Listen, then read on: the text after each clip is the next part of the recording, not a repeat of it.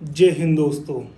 सबसे पहले वीडियो की शुरू करने से पहले सबसे पहले मैं आपको, जब ये मैं वीडियो शूट कर रहा हूँ, अहमदाबाद में एक दुखद खबर है कि एक विमान का एक्सीडेंट हो गया है। एयर इंडिया का जो विमान था और उसमें करीब बहुत सारे लोगों की जान जा चुकी है। तो मैं इस वीडियो के जरिए जो भी जिनकी भी जान गई है उनको श्रद्धांजलि अर्पित करता हूँ। और ये एक हार्ट फेल्ट कॉन्डोलेंस है मेरी तरफ से। और क्योंकि जीवन का कोई भरोसा नहीं है, तो दोस्तों अपना ख्याल रखें, सेफ रहे और खुश रहे। आज की वीडियो बहुत इंटरेस्टिंग होने वाली है। तो जैसे कि थंबनेल देख के आप समझ गए होंगे, मैं कोई ऐसी वीडियो नहीं बनाता। आज की वीडियो होने वाली एक ऐसा केस बनाऊंगा। दोस्तों लोग इतनी जल्दी थक जाते हैं केस से। अगर उनको कोई केस हो जाता है, मर्द पे अगर कोई केस हो जाता है 498 है और ये ऐसा, तो वो घबरा जाता है मेंटेनेंस का और टेंशन लेने लग जाता है। आज का केस उन मर्दों के लिए मिसाल है जो घबरा जाते हैं और जो आखिरी तक फाइट नहीं करते। आज एक ऐसे आदमी की कहानी बताऊंगा मैं, सुनकर आप हैरान हो जाओगे, जिसने सुप्रीम कोर्ट में, ऑनरेबल सुप्रीम कोर्ट में खुद का केस लड़के खुद जीता और डिवोर्स पा लिया। तो शुरू करते हैं, मगर सबसे पहले आपको हमारे चैनल को सब्सक्राइब करना होगा और सब्सक्राइब करिए आप। जैसा कि मैं आपको बताता हूँ, कहानी की शुरुआत होती है 2005 में 14 अगस्त को, जब आंध्र प्रदेश में दो कपल की शादी होती है। अब दोनों का नाम बता देता हूँ, मैं डिस्क्लोज कर देता हूँ। नाम रहता है, पति का नाम रहता है नरसिम्हा और पत्नी का नाम रहता है सुनीला। तो इन दोनों की शादी होती है 14 अगस्त 2005 को। अब होता क्या है, इनकी अच्छे से शादी होती है, थोड़े दिन तक अच्छे से चलता है। अब होता है ना कि 1-1.5 साल, वही 1-1.5 साल सही चलता है। अब इनमें मतलब 17 जनवरी से ये अलग रहने लग जाते हैं। इनमें कुछ खटास आ जाती है, तो ये दूर रहने लग जाते हैं। 1.5 साल हो जाता है इनको अलग हो जाती है कि 1.5 साल में। और 1.5 साल में अलग होने के बाद ये हो जाते हैं। अब एलिगेशन क्या रहता है, जो हस्बैंड का एलिगेशन रहता है कि जो सुनीला रहती है, नरसिम्हा बोलता है सुनीला रहती है, उसका बिहेवियर सही नहीं रहता, उसके माता पिता के प्रति बिहेवियर सही नहीं रहता। दोस्तों ज़्यादातर जो तलाक होते हैं वो इसी बिहाव पे होते हैं कि उनकी जो बहू रहती है, उनकी जो बीवी रहती है, उनके माता पिता के साथ अच्छा व्यवहार नहीं करती, उनके साथ सही सलूक नहीं करती। इवन तो वो पति के साथ भी अच्छा व्यवहार नहीं करती। बट जो आदमी रहता है वो सब समझता है, वो देखता है, गौर करता है ध्यान से कि सुधर जाए, समझ जाए, पूरी कोशिश करता है अपना घर बचाने की।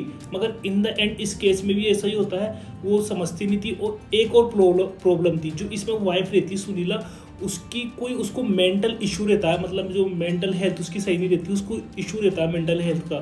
तो पहले से ही वो, एक तो उसका बेड बिहेवियर रहता है और ऊपर से उसकी ये शिकायत और रहती है। तो ऐसे करके वो 2017 जनवरी 2007 को अलग रहना शुरू कर देते हैं। अब यहाँ से केस शुरू होता है, यहाँ से होता है। अब उसको चाहिए होता है, हस्बैंड है ना ट्रायल कोर्ट में रहता है, वो उसके लिए डिवोर्स के लिए प्ली फाइल करता है, बोले डिवोर्स चाहिए। अब वो डिवोर्स के लिए करता है और यहाँ वाइफ उस पर 498 का केस कर देती है, दोनों का केस कर देता है। अब जैसे ये जो डिवोर्स का केस चलता है, ये जो वो डिवोर्स वाला केस और जो ट्रायल कोर्ट है, इसको रद्द कर देती है ट्रायल कोर्ट इसको रद्द कर देती है। 2011 में ट्रायल कोर्ट रद्द कर देती है इसको, कि बोले थी कि ये जो गिल्टी है उस भी आप पे मानता है कि वो गिल्टी प्रूफ नहीं होती, कि क्यूरल्टी जो गिल्टी करती है ना उसमें नहीं आती। वो गिल्टी की ग्राउंड की गिल्टी पे है ना वो डिवोर्स मांगता है, मगर वो ट्रायल कोर्ट उसको डिसमिस कर देता है। अब ट्रायल कोर्ट डिसमिस करता है क्योंकि वहाँ तक जो उसने 498 है, अगर आपको डिवोर्स कब मिलता है, जब आप पे क्यूरल्टी हो, हस्बैंड पे क्यूरल्टी हो, जब उस ग्राउंड पे आपको डिवोर्स मिल सकता है। और जैसे कि क्यूरल्टी की होती है, आप पे किसी पत्नी ने आप झूठा केस कर दिया और आप उसमें से बरी हो गए, झूठा केस करा फिर भी आप बरी हो गए, तो आप पे ये क्यूरल्टी है। तो ये आगे आने वाला था, ये ट्रायल कोर्ट ने इसको डिसमिस कर दिया। फिर थोड़े दिनों बाद वो हस्बैंड जो उस पर 498 का केस करा था झूठा पत्नी ने, उसमें ना बरी हो जाता है। वो बरी होने के बाद 2011 में बरी हो जाता है। और फिर इसके बाद ये चलता है, तो हस्बैंड हार नहीं मानता। हस्बैंड का कहना था कि ये जो 10 हस्बैंड जाता है हाई कोर्ट। अब हाई कोर्ट में भी है ना, मतलब वो ग्राउंड लेता है कि इसने मेरे पे झूठा केस लगाया, फॉल्स एलिगेशन लगाया, मेंटल स्ट्रेस दिया, मेरे घर वालों के साथ बर्ताव अच्छा नहीं करा और इस पर मेरे को डिवोर्स मिल जाना चाहिए। ये बात होती है अब 5 साल बाद 2017 की। बट हाई कोर्ट है वो, उसको जो ट्रायल कोर्ट का जो डिसीजन रहता है डिसमिस का डिवोर्स के, उसको वो कर देता है, मतलब अपहेल्ड कर देता है, डिवोर्स नहीं देता और डिसमिस कर देता है हाई कोर्ट भी, ये कह के कि सिर्फ 498A क्यूरल्टी का वो नहीं है कि 498A के बिहाफ पे डिवोर्स नहीं मिल सकता, ये क्यूरल्टी के उस पर। अब होता क्या है, ये ऐसे करके ऑन सुप्रीम कोर्ट के पास पहुंच जाता है, ये केस ऑनरेबल सुप्रीम कोर्ट के पास पहुंच जाता है। अब ऑनरेबल सुप्रीम कोर्ट संज्ञान लेती है 2019 का केस, 2019 में ऑनरेबल सुप्रीम कोर्ट देखती है।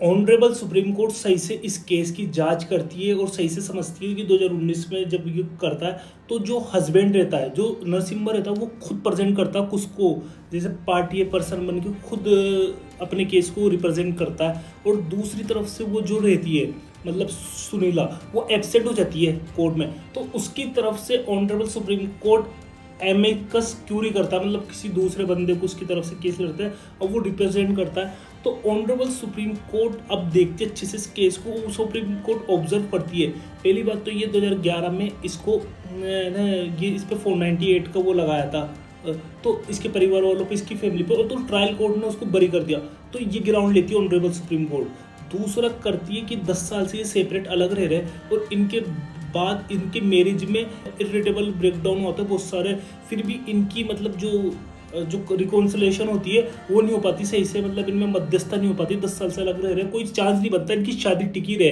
कि इनका डिवोर्स नहीं हो, ऐसा कोई चांस नहीं बनता कि इनका डिवोर्स ना हो, 0% रहता है। तो ऑनरेबल सुप्रीम कोर्ट और ये भी डिसाइड करती है कि जब उस पर 498A का वो लगाया और उसकी फैमिली को कितना परेशान होना पड़ा सुनीला की वजह से, नरसिम्हा की फैमिली को, नरसिम्हा को कितना कोर्ट के चक्कर काटने पड़े, और उस पर ये क्यूरल्टी है और इस पे वही क्यूरल्टी, ये हिंदू मैरिज एक्ट 1955 के अंदर सेक्शन 13 सब क्लोज 1A IA के तहत क्रूरल्टी मानी जाएगी है। क्रूरल्टी और क्रूरल्टी यानी क्रूरता, पति पर क्रूरता डिवोर्स का ग्राउंड है, अधिकार मिलता है। तो इसे कह के ऑनरेबल सुप्रीम कोर्ट उसको ऑर्डर करती है और है ना डिवोर्स दे देती है कि यहाँ पर है ना डिवोर्स दे देती है, और साथ ही डिवोर्स दे देती है। तो फिर इसके बाद भी केस होता नहीं है, इसके बाद भी केस आगे बढ़ता है। तो एक जो दूसरी तरफ से वो वकील रहता है, तो उसकी बेटी रहती है, जो नरसिम्हा और सिनोली की जो बेटी रहती है, वो ऑनरेबल सुप्रीम कोर्ट के सामने पूछती है कि इसको मेंटेनेंस देना है 2000। तो इस बात के लिए नरसिम्हा राजी हो जाता है 2000, और उसका परमानेंट मतलब पति अपनी बेटी के लिए राजी हो जाता है कि हर महीने वो 2000 देगा। और सुप्रीम कोर्ट उसकी बेटी को, एक ऑनरेबल सुप्रीम कोर्ट उसकी बेटी को ये भी देती है कि आगे जाके इन फ्यूचर जब ये बड़ी होगी तो ये मेंटेनेंस के लिए, हाई मेंटेनेंस के लिए अपील भी कर सकती है अच्छे से। तो अब दोस्तों इससे क्या समझे आप, इस केस से क्या समझे दोस्तों? इस केस से ये समझे कि अब हमें केस में हार नहीं माननी चाहिए। ये मेंटेनेंस के मैट्रिमोनियल केसेस में लोग बहुत ज़्यादा टेंशन में ले लेते हैं, बहुत अरे यार केस हो गया मेरे पास तो 498 देज का, क्या करें, हम तो ऐसे कर लेते, हम तो वो कर लेते, अब हम ऐसे फंस गए, हमारा क्या होगा, और टेंशन ले लेते छोटे छोटे। अरे भाई वो ऑनरेबल ऐसे बंदे को ऑनरेबल सुप्रीम कोर्ट में जाके खुद का केस खुद रिप्रेजेंट कर रहा है और वहाँ जाके जीत के आ रहा है। तो इसे कहते हैं कि है ना, कोशिश करने वालों की हार नहीं होती। हमें कोशिश करने रहना चाहिए, हमें हर तरीके से फाइट करनी चाहिए, और क्योंकि हमें लास्ट तक फाइट करना चाहिए, लास्ट तक केस ऐसे ही जीते जाते हैं। जैसे आज का केस सबसे बड़ा एग्जाम्पल है, और ये एक ना ग्राउंड्स के लिए जो अगर डिवोर्स चाहिए तो डिवोर्स के लिए भी ये सबसे बड़ा एक इम्पोर्टेंट जजमेंट है, और क्यूरल्टी का इसमें महत्वपूर्ण समझाया गया है। अगर आपको हमारी वीडियो पसंद आई, और ऐसी मैं बहुत सारी वीडियो बनाऊंगा जहां ऑनरेबल सुप्रीम कोर्ट ने आदमियों के हक में फैसला दिया है, तो आप हमारे चैनल को सब्सक्राइब करें। मिलते हैं नेक्स्ट वीडियो में। जय हिंद।